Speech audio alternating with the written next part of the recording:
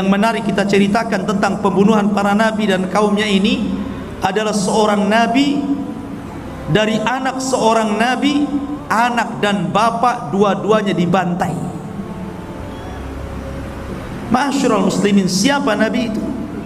Pertama Zakaria dan putranya Yahya, dua-duanya dibantai. Bagaimana kisahnya? Ma'asyiral muslimin yang dimuliakan Allah Subhanahu wa taala, kita tahu bahwa kalau kita cerita tentang Nabi Zakaria ataupun Nabi Yahya, berarti kita terbayang dengan Baitul Maqdis, karena kedua nabi ini adalah orang yang memakmurkan Baitul Maqdis, hidup di zaman Nabi Isa alaihi salatu wassalam. Karena kelahiran Yahya itu hanya beda 3 bulan dengan Nabi Isa. Yahya dulu baru Isa. Artinya bahwa ketika itu hidup 3 nabi, Zakaria, Yahya, Isa, tetapi berbeda-beda daerah. Kalau Yahya itu ditugaskan di Urdun, mungkin sekarang disebut dengan Yordania, masih daerah Syam. Ma'asyiral muslimin yang dimuliakan Allah Azza wa Jalla, kematian Nabi Yahya ini adalah kezaliman penguasa. Kezaliman penguasa. Padahal Nabi Yahya alaihi salatu wassalam ini orangnya baik. Perhatikan sifat-sifat yang Allah berikan kepada Yahya. Allah menyebutkan dalam Al-Quran, dalam surah Maryam ayat 12 sampai 14, Ya Yahya khudhil kitaba biquwwatin wa atainahul hukma sabiyya.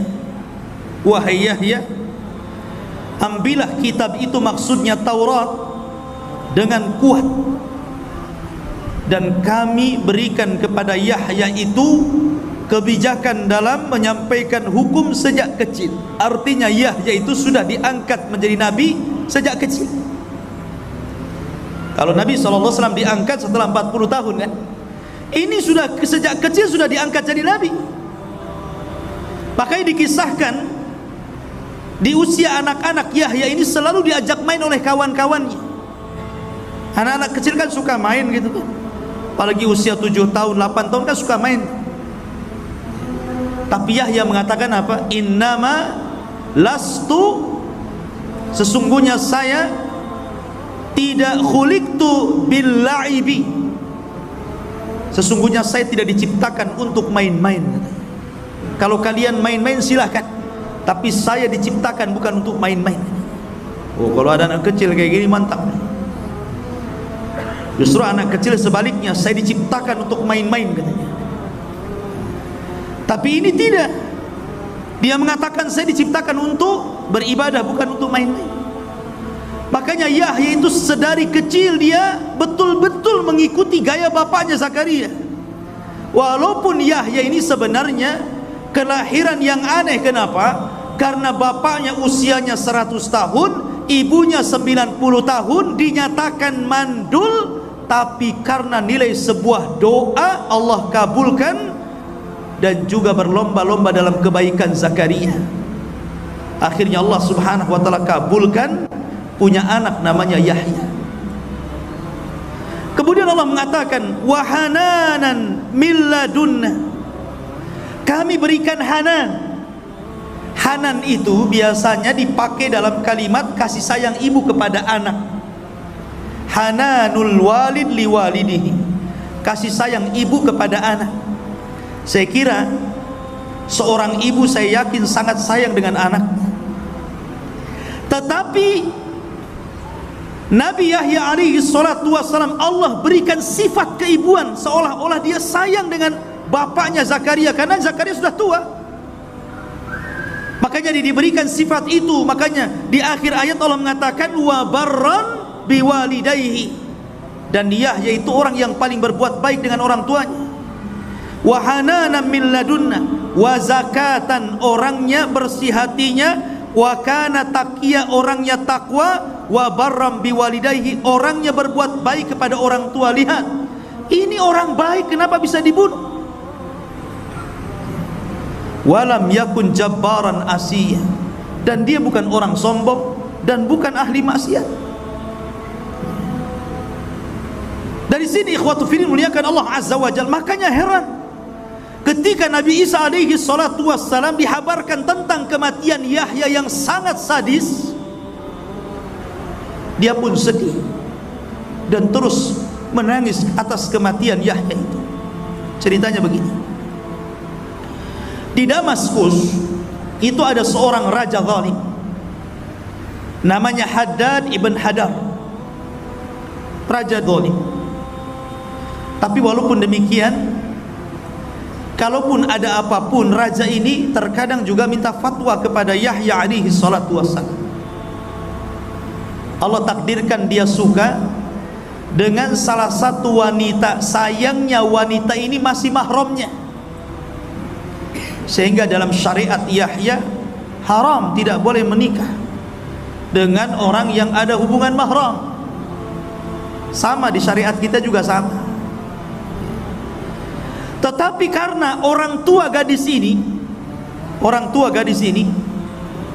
karena dalam riwayat ini, dalam riwayat yang lain ceritanya, raja ini punya istri, istrinya sudah tua,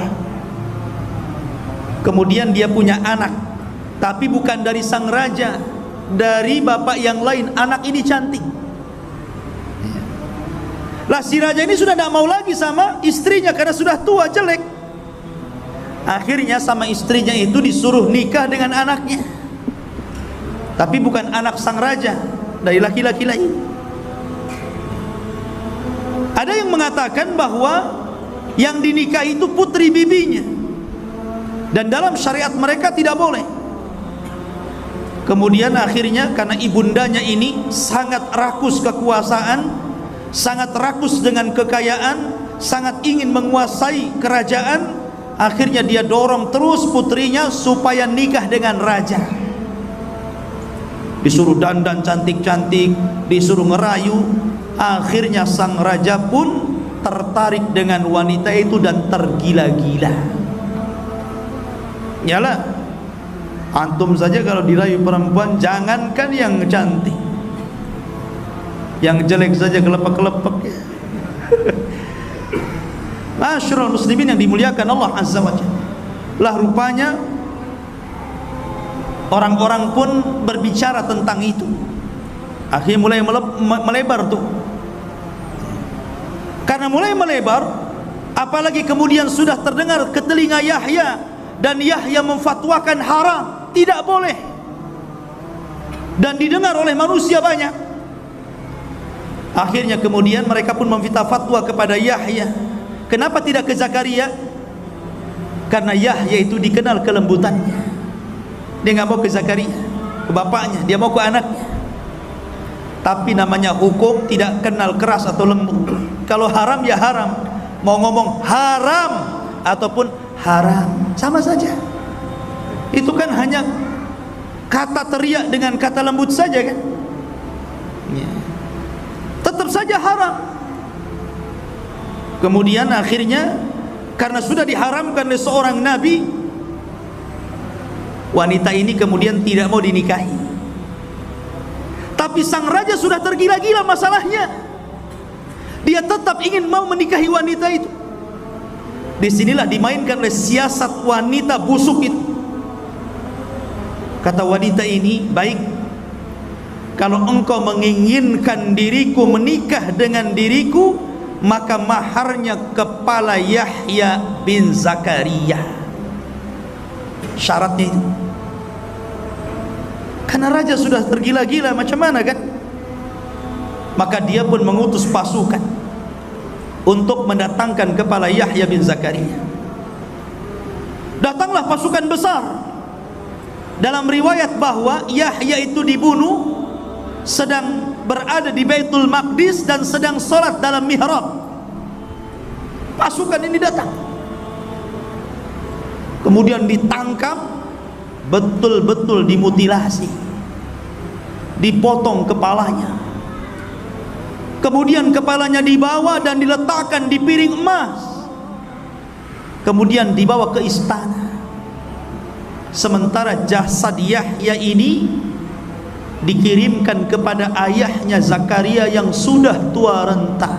Anda bisa bayangkan, tiba-tiba Anda sudah tua, dikirimkan jasad anaknya tanpa kepala.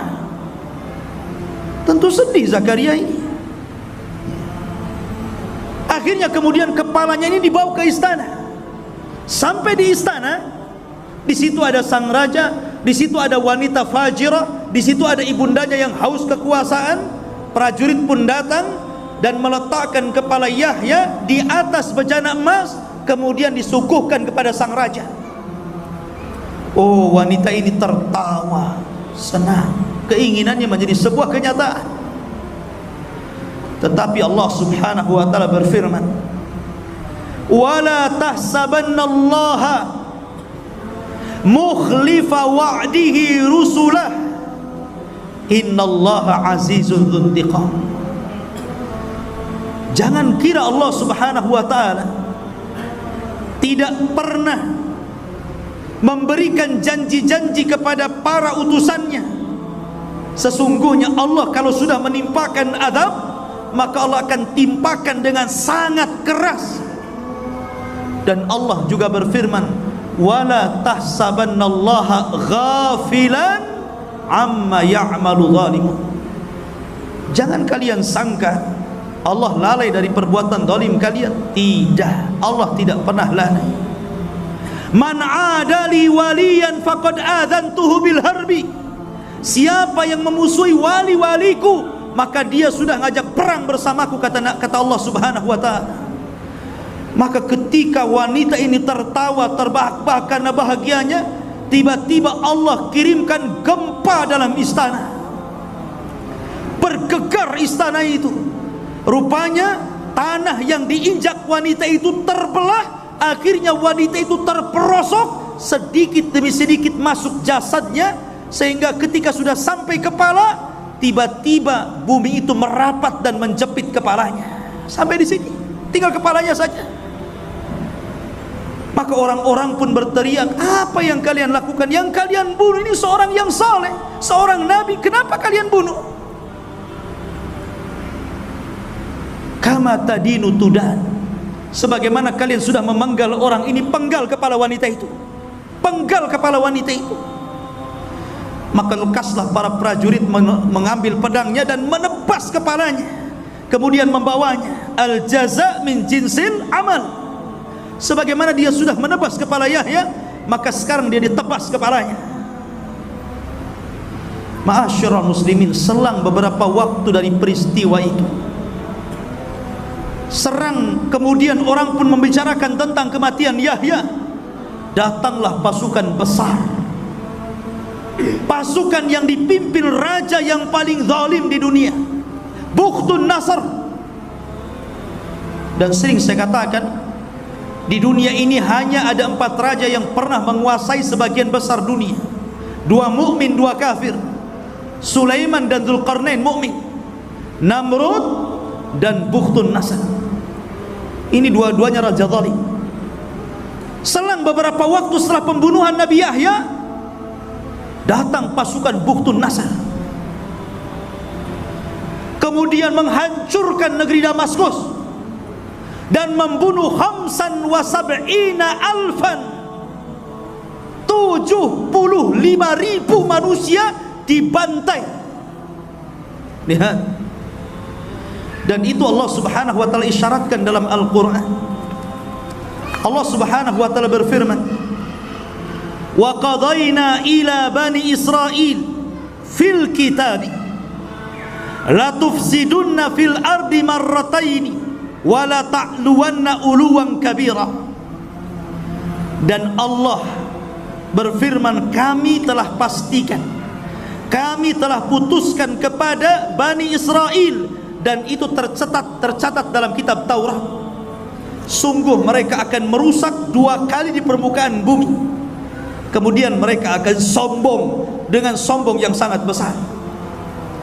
Fa idza jaa wa'du ulahuma, Maka apabila telah datang janji salah satu dari keduanya, ba'athna alaikum, kami akan bangkitkan kepada kalian wahai Bani Israel, ibadan lana, hamba-hamba kami, uli ba'sin syadid, yang memiliki kekuatan yang sangat besar. Faja'u, mereka akan datang khilalad diyar, dan meluluh lantakkan desa-desa kalian. Wa kana wa'dan maf'ula, dan ini ketetapan yang pasti bagi Allah. Allah isyaratkan dalam Quran, karena kalian sudah membunuh Yahya, datang pasukan besar yang lebih zalim lagi, kemudian menghancurkan negara itu. Bahkan 75.000 dibantai oleh Bukhtun Nasr.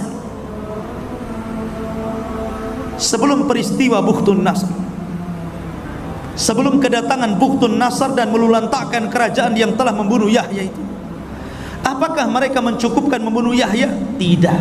Iblis tidak terima kalau seorang nabi yang dibunuh cuma satu. Kalau bapaknya masih hidup, bapaknya masih hidup, Zakaria, dia sudah tua.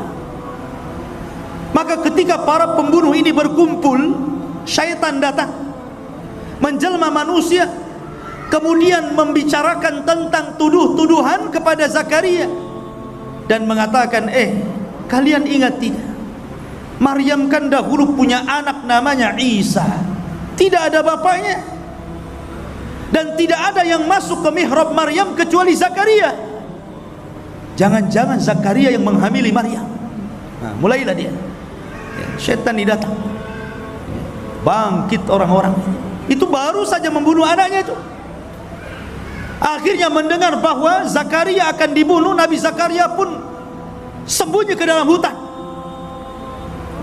Kemudian dalam hutan tersebut ada satu pohon yang menolong Zakaria, disuruh sembunyi dalam pohon itu. Tiba-tiba pohon itu belah, dan itu mukjizat Zakaria. Masuklah Zakaria di situ.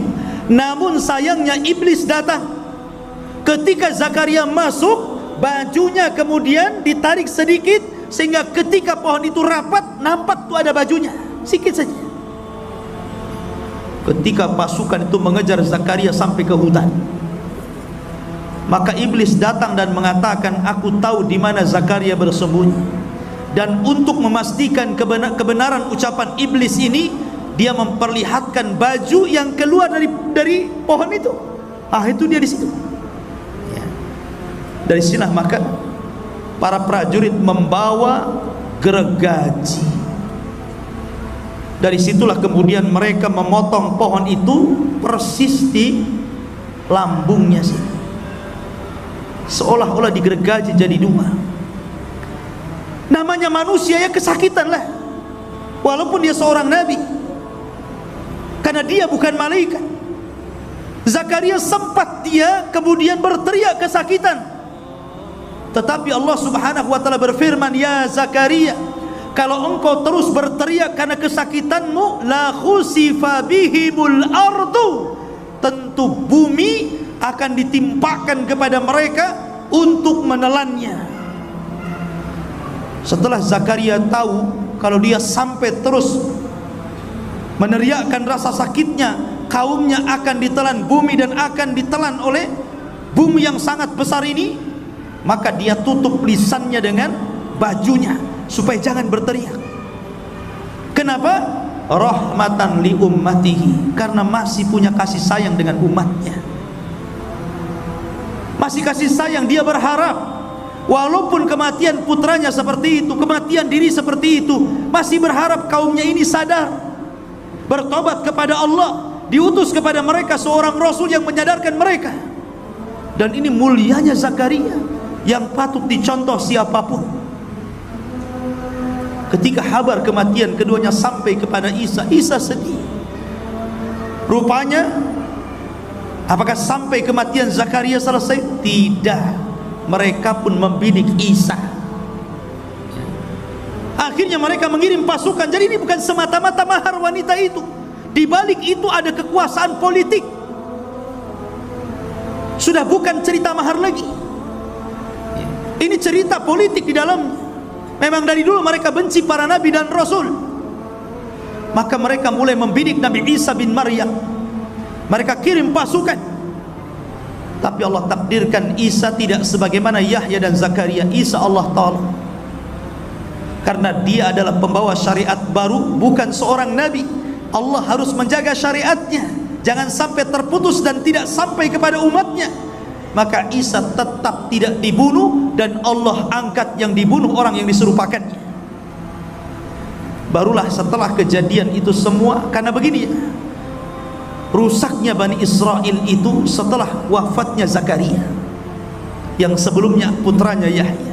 Itu menjadi rusak tuh Bani Israel itu. Makanya kerusakan itulah didatangkan Bukhtun Nasr. Bukhtun Nasr inilah yang kemudian menghancurkan Syam, Damaskus, sampai kota Palestina ini dihancurkan semuanya. Sampai 75.000 dibantai, anak-anak, wanita, orang tua, semua dibantai, tidak dibiarkan hidup. Dan orang-orang Yahudi yang berhasil lari tidak banyak, yang berhasil ditangkap jadi budak, jadi budaknya Bukhtun Nasr. Dan itu Allah hinakan, sehingga Allah subhanahu wa ta'ala berfirman, innal ladzina kafaru, innal ladzina yakfuruna bi ayatillah wa yaqtuluna an-nabiyyina bighairi haqqin wa yaqtuluna alladzina ya'muruna bil qisti minan nas fabashshirhum bi adzabin alim. Sesungguhnya orang-orang yang kufur dengan ayat-ayat Allah dan membunuh para nabi tanpa ada sebab yang benar, dan membunuh orang-orang yang memerintahkan keadilan dari manusia, habar gembirakan kepada mereka dengan azab yang pedih. Dalam ayat yang lain, tadi Al-Imran ayat 21, dan Allah mengatakan dalam surah Al-Baqarah 61, wa dzuribat alaihimudz dzillatu wal maskanatu wa ba'u bi ghadabin minallah. Ditimpakan kepada mereka Bani Israel kehinaan, kenistaan, kemurkaan dari Allah. Kenapa? Dzalika bi annahum kanu yakfuruna bi ayatillah, karena mereka kufur dengan ayat-ayat Allah. Wa yaqtuluna an-nabiyyina bighairil haqq, dan mereka membunuh para nabi tanpa sebab yang benar. Allah timpakan kehinaan kepada mereka, ikhwan. Dan sampai hari ini orang-orang Yahudi itu memang seperti itu. Mereka bangga dengan membunuh para nabi itu, mereka bangga, sangat bangga. Dan Allah mengatakan, la tajidanna asyaddan nas adawatan lilladzina amanu yahud. Tidak ada manusia yang paling keras permusuhannya kepada orang-orang yang beriman melebihi orang-orang Yahudi. Tidak ada. Orang-orang Yahudi itu, mereka memang menghalalkan darah di luar kelompok mereka, di luar agama mereka. Walang tarda angkal yahud walan nasara. Tidak akan ridho orang-orang Yahudi. Yahudi dulu baru Nasrani. Kepada siapa? Kepada kita. Hatta tattabi'a millatahum, sampai kita tunduk dengan ajaran mereka. Tidak, kita tidak mau tunduk. Dan di akhir zaman Nabi SAW mengisyaratkan bahwa kita akan berperang melawan mereka, karena mereka adalah para pengikut Dajjal. Dajjal diikuti 70.000 Yahudi Asfahan. Dan kelak karena mereka sudah membunuh para nabi, Isa bin Maryam akan bangkit membunuh Dajjal, dan pasukannya akan membunuh mereka. Ma'asyiral muslimin yang dimuliakan Allah Azza wa Jalla. Dan banyak lagi kisah-kisah para nabi ini yang masyhur kita ceritakan ya. Karena nabi-nabi itu banyak diceritakan, ribuan para nabi. Cuman sayang 25 nabi dan rasul yang 18 nama disebut dalam surah Al-An'am dan lebihnya di surah-surah yang lainnya, itu pun tidak secara detail Al-Quran menceritakan. Ada sebagian nabi yang disebut nama tapi tidak ada ceritanya. Tapi ada nabi dari awal sampai akhir diceritakan. Ada nabi global saja diceritakan. Tapi yang jelas bahwa Al-Quran ingin mengatakan kepada kita, la nufarriqu baina ahadin mir rusuli. Kita tidak boleh membeda-bedakan para nabi dan rasul kepada siapapun mereka diutus Allah Subhanahu wa ta'ala. Wallahu a'lam bissawab. Mudah-mudahan ada manfaatnya. Subhanakallahumma wa bihamdika asyhadu an la ilaha illa anta astaghfiruka wa atubu ilaik. Allahu ta'ala. Assalamualaikum warahmatullahi wabarakatuh.